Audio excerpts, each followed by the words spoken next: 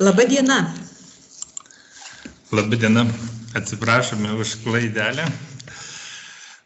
Mūsų mokykloje STEAM mokiniai traukiami jau pradinėse klasėse. Vėliau mokiniai su STEAM bendrauja tiek formaliajame, tiek neformaliajame ugdyme. Kaip pavyzdį STEAM formaliajame ugdyme galiu pateikti elektronikos rinkinių naudojimą per technologijų pamokas. Vis tik mūsų pranešimas STEAM idėjų plėtojimas neformaliajame ugdyme. Mes išskirime 4 kryptis: mikrobit programavimą, robotika ankstyvasis modeliavimas, novatoriško verslumo ugdymo projektas šiuolaikinės technologijos konditerijoje ir jaunoji bendrovė. Programavimo mokiniai pradeda mokytis programuodami mikrobitus. Užsiėmimų metu mokiniai susipažįsta su vienu populiariausių mokymams skirtų įrenginių mikrobit, jo pagrindinėmis savybėmis, programavimo aplinka skirta mokytis ir programuoti mikrokompiuterių. 5 klasių mokiniai mokosi suprasti technologijas bei programavimo pagrindus, kaip plėtojant algoritminio mąstymo analizės ir problemų sprendimo strategijas. Vėliau mokiniai programavimą tobulina programuodami robotus. Norint programuoti robotus, pirmai juos reikia susirinkti pagal pavyzdį arba susikurti savo modelį. Vaikai mokomi konstruoti, programuoti Lego robotus, susipažįsta su energijos, jėgos, greičio sąvokomis bei pagrindiniais mechanikos principais, kuria Lego robotų modelius, ieško savo sprendimų, testuoja ir vertina juos.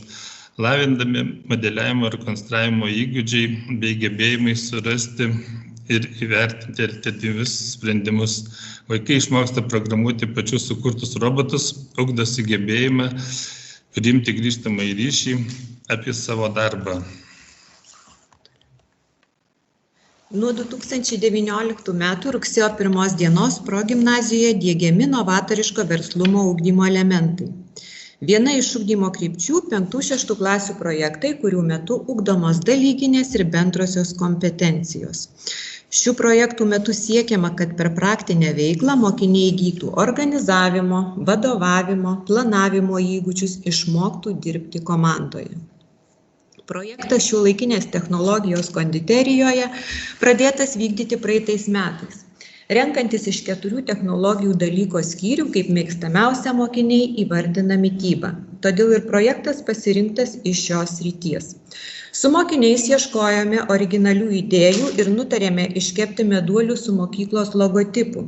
Čia susidūrėme su problema, iš kur gauti reikiamas formeles.